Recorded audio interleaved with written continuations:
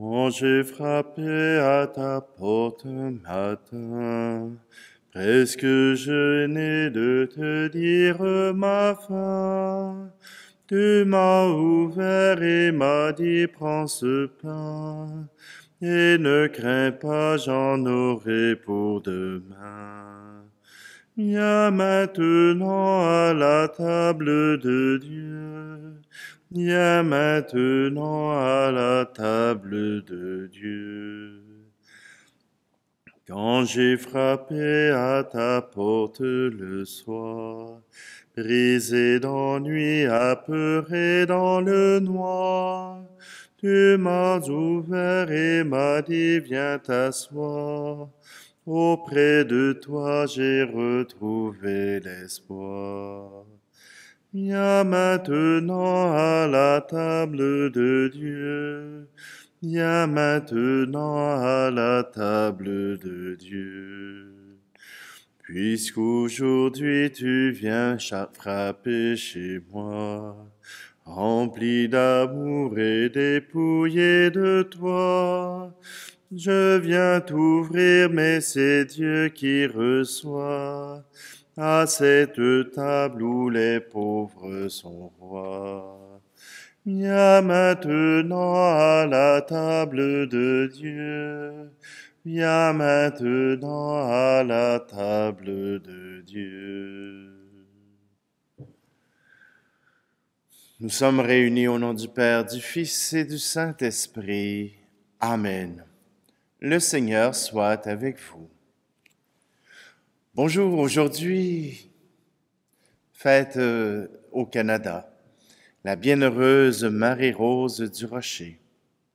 Née en 1811 à Saint-Antoine-sur-le-Richelieu, et c'est tout près de Montréal, voilà que Eulalie du Rocher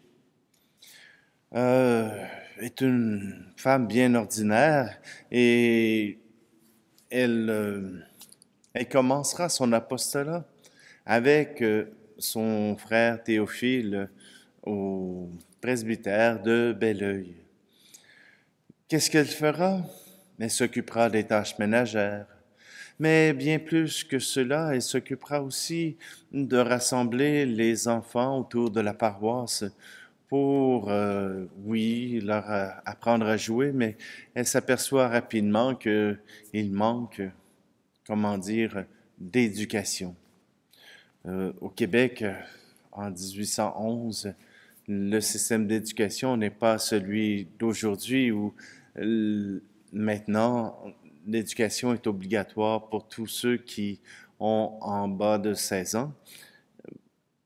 Pour ce temps-là, c'était simplement ceux qui avaient la chance d'être assez riches pour libérer du temps pour les études. Alors voilà que Eulalie du Rocher s'engage à soutenir son frère dans son apostolat d'évangélisation. Mais cela fait un temps, cela fait un bout, et elle s'engage avec des compagnes à fonder la congrégation des Sœurs des Saints-Noms de Jésus et de Marie pour venir en aide à tous ces enfants qui ne peuvent avoir une éducation. Elle a eu cette brillante idée et qu'on refuse maintenant de faire, c'est-à-dire que pour pouvoir financer l'école ouverte à tous, elle a ouvert des pensionnats pour les gens aisés. Alors, elle prenait l'argent d'un pour financer l'autre et personne ne s'y opposait. Simplement, le rêve de Marie-Rose du Rocher fut d'avoir des écoles dans chacun des milieux pour que tous les enfants puissent avoir accès à l'éducation, à l'instruction, et une instruction chrétienne, bien sûr. Alors, tournons-nous vers le Seigneur et rendons grâce pour l'œuvre qu'elle a accomplie. Et encore aujourd'hui, il y a encore de ces sœurs ici même au Québec qui ont malheureusement cessé leurs activités, mais qui continuent d'avoir dans leur cœur cette éducation de la jeunesse. Prenons un instant, approchons-nous de ce Dieu qui nous aime.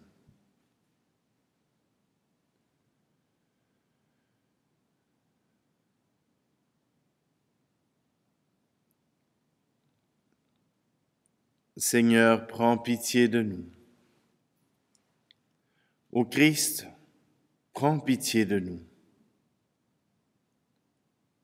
Seigneur, prends pitié de nous. Que Dieu Tout-Puissant nous fasse miséricorde, qu'il nous pardonne nos péchés et nous conduise à la vie éternelle. Amen. Prions. Seigneur Dieu, tu as allumé au cœur de la bienheureuse Marie-Rose du Rocher la flamme d'une ardente charité et un grand désir de collaborer comme éducatrice à la mission de l'Église. Accorde-nous cette même charité, afin qu'en répondant aux besoins du monde d'aujourd'hui, nous puissions conduire nos frères et sœurs au bonheur de la vie éternelle. Par Jésus-Christ, ton Fils, notre Seigneur, qui vit et règne avec toi dans l'unité du Saint-Esprit, Dieu pour les siècles des siècles. Amen. Lecture de la première lettre de Saint Jean. Bien-aimé, celui qui croit que Jésus est le Christ, celui-là est né de Dieu. Celui qui aime le Père, qui a engendré, aime aussi le Fils qui est né de lui. Voici comment nous reconnaissons que nous aimons les enfants de Dieu, lorsque nous aimons Dieu et que nous accomplissons ses commandements. Car tel est l'amour de Dieu, garder ses commandements. Et ses commandements ne sont pas un fardeau, puisque tout être qui est né de Dieu est vainqueur du monde. Or, la victoire remportée sur le monde, c'est notre foi. Qui donc est vainqueur du monde? N'est-ce pas celui qui croit que Jésus est le Fils de Dieu? Parole du Seigneur. Le Seigneur est mon berger, rien ne saurait me manquer. Le Seigneur est mon berger, je ne manque de rien. Sur des prés d'herbes fraîches, il me fait reposer. Le Seigneur est mon berger, rien ne saurait me manquer. Il me mène vers les eaux tranquilles et me fait revivre. Il me conduit par le juste chemin pour l'honneur de son nom. Le Seigneur est mon berger, rien ne saurait me manquer. Si je traverse les ravins de la mort, je ne crains aucun mal, car tu es avec moi, ton bâton me guide et me rassure. Le Seigneur est mon berger, rien ne saurait me manquer. Tu prépares la table pour moi, devant mes ennemis. Tu répands le parfum sur ma tête, ma coupe est débordante. Le Seigneur est mon berger, rien ne saurait me manquer. Grâce et bonheur m'accompagnent tous les jours de ma vie. J'habiterai la maison du Seigneur pour la durée de mes jours. Le Seigneur est mon berger, rien ne saurait me manquer. Alléluia, Alléluia, Alléluia. Seigneur, est l'arbre, ta croix, Seigneur, est l'arbre de vie. Celui qui demeure en toi porte du fruit à la gloire du Père. Alléluia, Alléluia, Alléluia.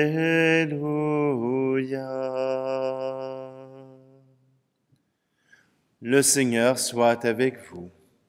Évangile de Jésus-Christ selon saint Jean.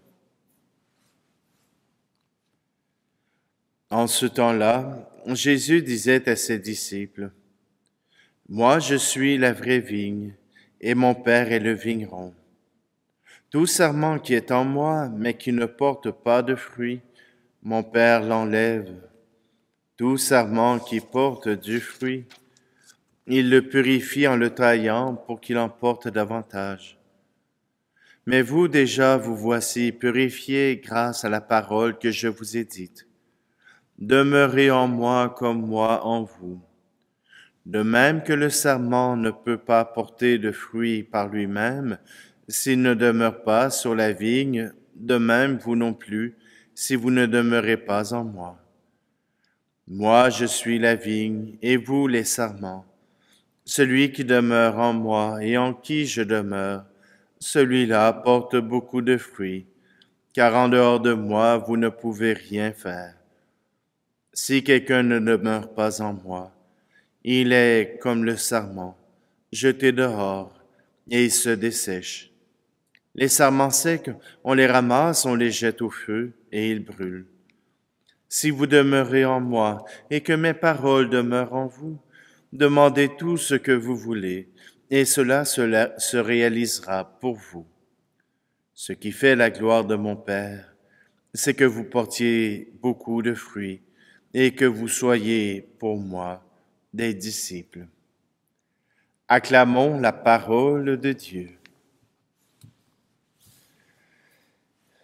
Être les disciples du Christ.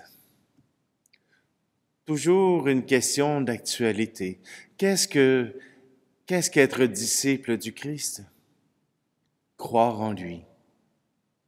Croire que Jésus est l'envoyé de Dieu. Avoir de bonnes raisons de croire, ça ne veut pas dire avoir la certitude. Sinon, ce ne serait pas croire, ce ne serait pas une croyance, ce serait une vérité. Or, voilà que Dieu s'est révélé et il s'est donné à nous pour que nous puissions croire à sa présence, que nous puissions reconnaître sa présence à travers ses gestes, à travers ses paroles, mais surtout aussi à travers les signes que sont les disciples. Oui, les disciples sont des signes de Dieu. On peut voir les gens à travers les fruits qu'ils portent. On peut voir de qui ils sont les disciples.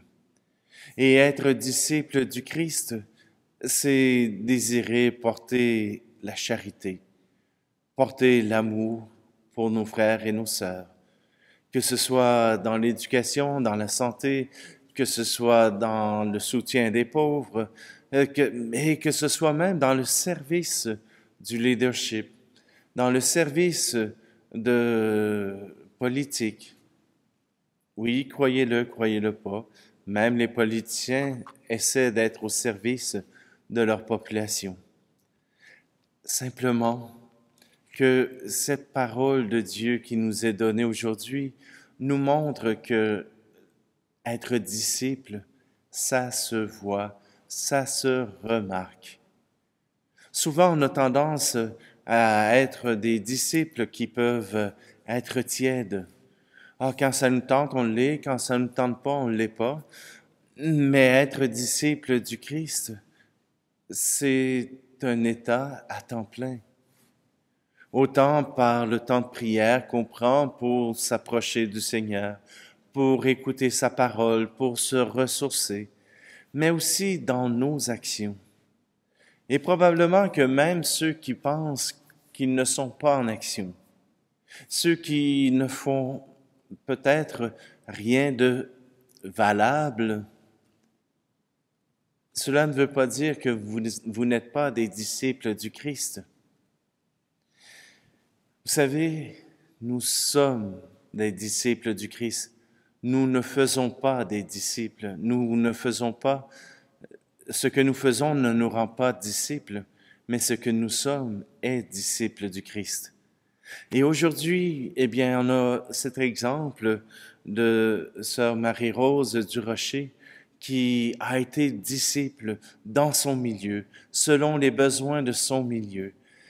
Elle a reconnu ce besoin pour les jeunes filles de pouvoir avoir une éducation pour les lancer dans la vie. Et cela veut peut-être même dire apprendre les travaux de la maison, apprendre à faire le lavage, le repassage, à faire la nourriture, à se préparer pour prendre soin d'une grande maison.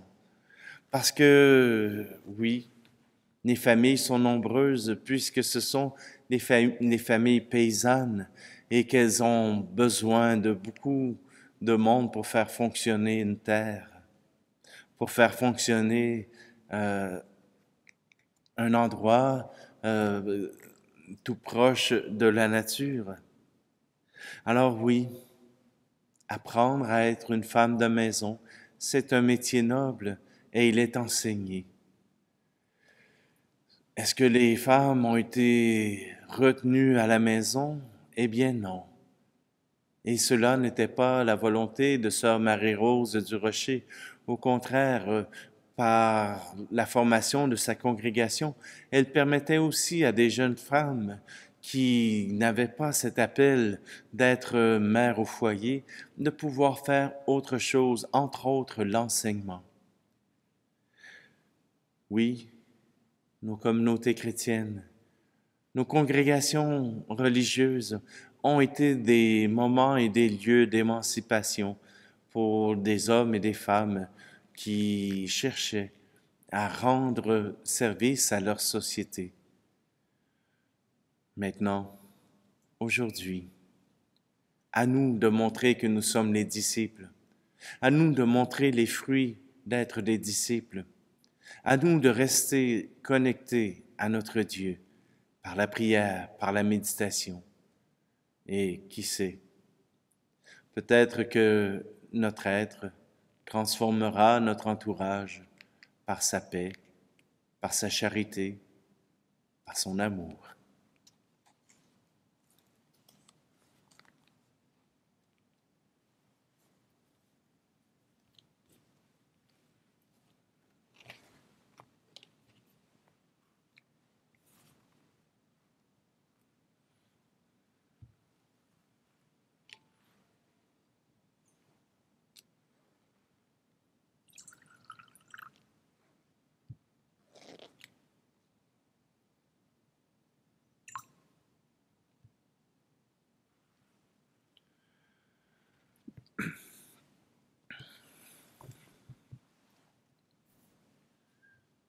Tu es béni, Seigneur Dieu de l'univers. Nous avons reçu de ta bonté le pain que nous te présentons, le fruit de la terre et du travail des hommes et des femmes. Il deviendra pour nous le pain de la vie.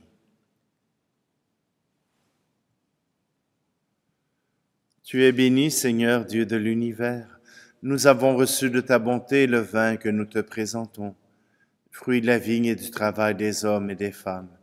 Il deviendra pour nous le vin du royaume éternel. Béni soit Dieu maintenant et toujours.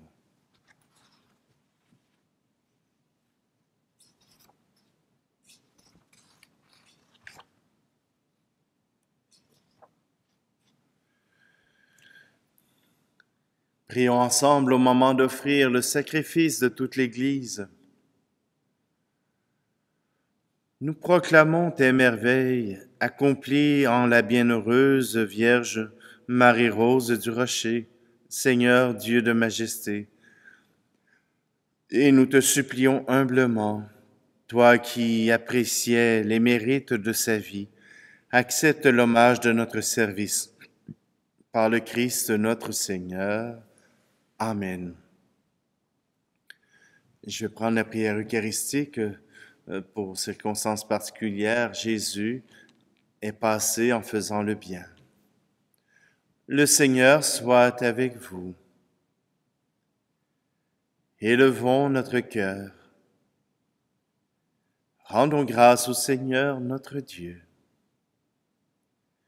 Vraiment, il est juste et bon pour ta gloire et notre salut de t'offrir notre action de grâce toujours et en tout lieu, à toi, Père des miséricordes et Dieu fidèle, car tu nous as donné ton Fils Jésus le Christ comme Seigneur et comme Rédempteur. Il a toujours fait preuve de miséricorde envers les petits et les pauvres, les malades et les pécheurs. Il s'est fait le prochain des opprimés et des affligés. Sa parole et ses actes ont annoncé au monde que tu es le Père et que tu prends soin de tous tes enfants. C'est pourquoi avec les anges et tous les saints, nous te louons et nous te bénissons. Nous chantons l'hymne de ta gloire et sans fin nous proclamons. Tu es saint, Seigneur, ô notre Père, paix aux hommes et gloire à toi. Terre et ciel sont remplis de ta gloire. Hosanna au plus haut des cieux.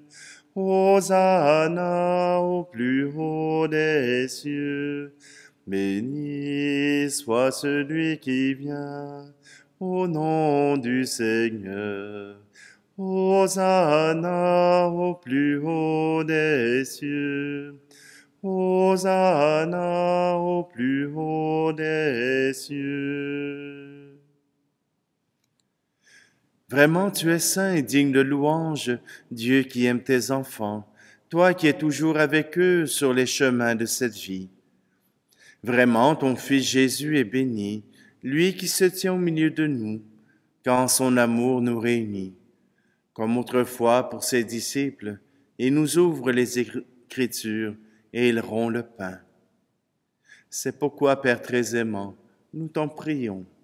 Envoie ton Esprit Saint afin qu'il sanctifie ces offrandes, que ce pain et ce vin deviennent pour nous le corps et le sang de notre Seigneur Jésus, le Christ. La veille de sa passion, la nuit de la dernière scène, il prit le pain, dit la bénédiction, le rompit et le donna à ses disciples en disant : « Prenez et mangez-en tous, ceci est mon corps livré pour vous. »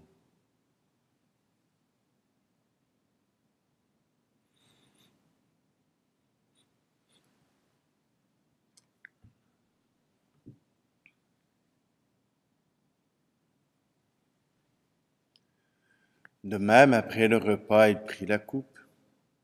Il te rendit grâce et la donna à ses disciples en disant : « Prenez et buvez-en tous, car ceci est la coupe de mon sang, le sang de l'alliance nouvelle et éternelle, qui sera versé pour vous et pour la multitude en rémission des péchés. Vous ferez cela en mémoire de moi. »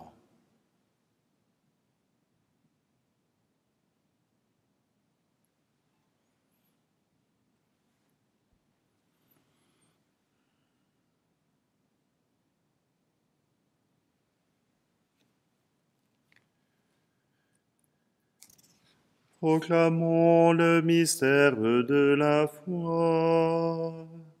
Pour ta mort un jour sur la croix, pour ta vie à l'aube de Pâques, pour l'espérance de ton retour. Gloire à toi, Seigneur. Voilà pourquoi, Père très saint, nous faisons mémoire de ton Fils, le Christ notre Sauveur, que tu as conduit par la passion et la mort sur la croix, à la gloire de la résurrection pour qu'il siège à ta droite.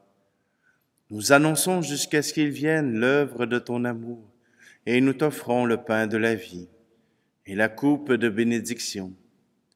Regarde avec bonté l'offrande de ton Église qui te présente par nos mains ce qu'elle a reçu de toi, le sacrifice pascal du Christ.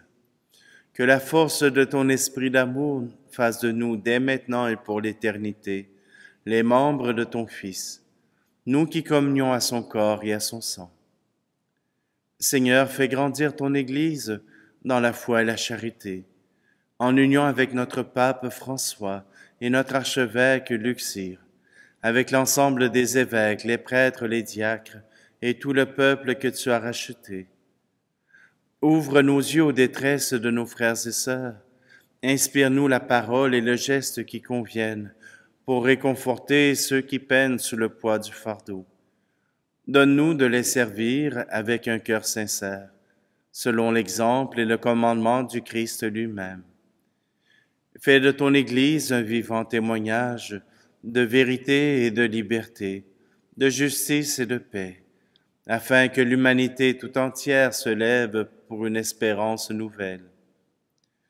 Souviens-toi de nos frères et sœurs qui se sont endormis dans la paix du Christ et de tous les morts dont toi seul connais la foi. Accueille-les dans la foi et la clarté de ton visage et donne-leur par la résurrection la plénitude de la vie.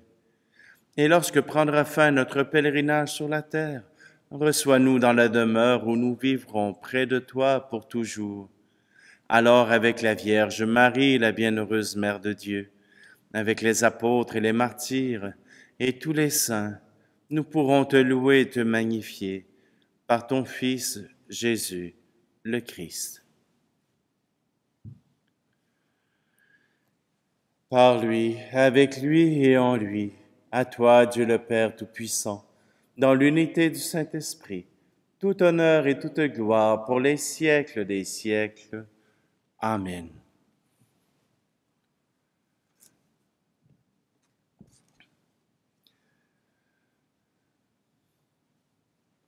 C'est déjà dans le Notre Père que nous sommes invités à nous tourner vers les autres. Alors, disons ensemble, Notre Père qui es aux cieux, que ton nom soit sanctifié, que ton règne vienne, que ta volonté soit faite sur la terre comme au ciel. Donne-nous aujourd'hui notre pain de ce jour. Pardonne-nous nos offenses, comme nous pardonnons aussi à ceux qui nous ont offensés. Et ne nous laisse pas entrer en tentation, mais délivre-nous du mal. Délivre-nous de tout mal, Seigneur, et donne la paix à notre temps. Soutenus par ta miséricorde, nous serons libérés de tout péché, à l'abri de toute épreuve, nous qui attendons que se réalise cette bienheureuse espérance, l'avènement de Jésus-Christ, notre Sauveur. Car c'est à toi qu'appartiennent le règne, la puissance et la gloire, pour les siècles des siècles. Seigneur Jésus-Christ, tu as dit à tes apôtres, je vous laisse la paix, je vous donne ma paix. Ne regarde pas nos péchés, mais la foi de ton Église, pour que ta volonté s'accomplisse. Donne-lui toujours cette paix, et conduis-la vers l'unité parfaite, toi qui règnes pour les siècles des siècles. Amen. Que la paix du Seigneur soit toujours avec vous. Agneau de Dieu, qui enlève le péché du monde, prends pitié de nous. Agneau de Dieu, qui enlève le péché du monde, prends pitié de nous. Agneau de Dieu, qui enlève le péché du monde, donne-nous la paix.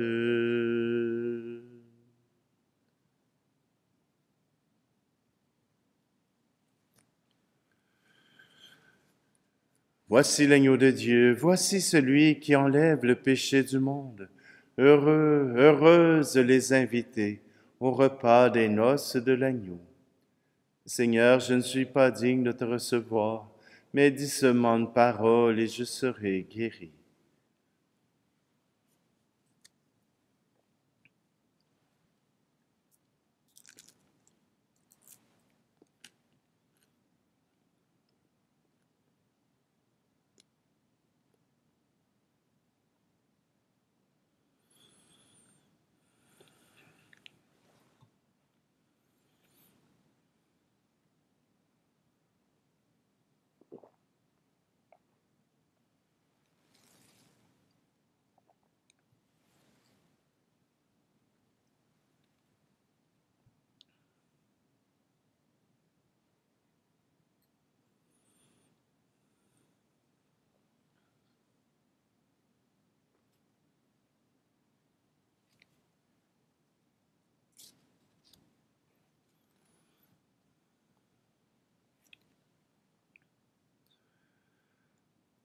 En participant au don que tu nous as fait, Seigneur notre Dieu, nous avons renouvelé nos forces et nous te supplions encore qu'à l'exemple de la bienheureuse Marie-Rose du Rocher, portant dans notre corps la mort de Jésus, nous cherchions à nous attacher à toi seul, par le Christ, notre Seigneur.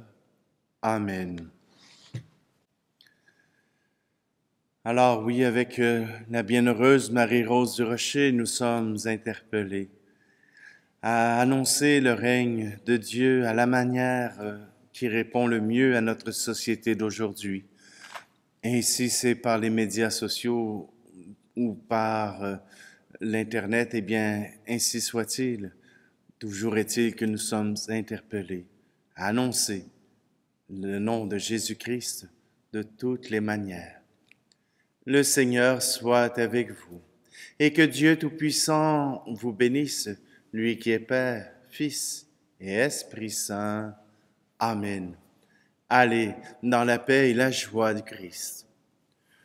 Tu es là au cœur de nos vies, et c'est toi qui nous fais vivre. Tu es là au cœur de nos vies, bien vivant, ô Jésus-Christ. Dans nos cœurs tout remplis d'orage, tu es là.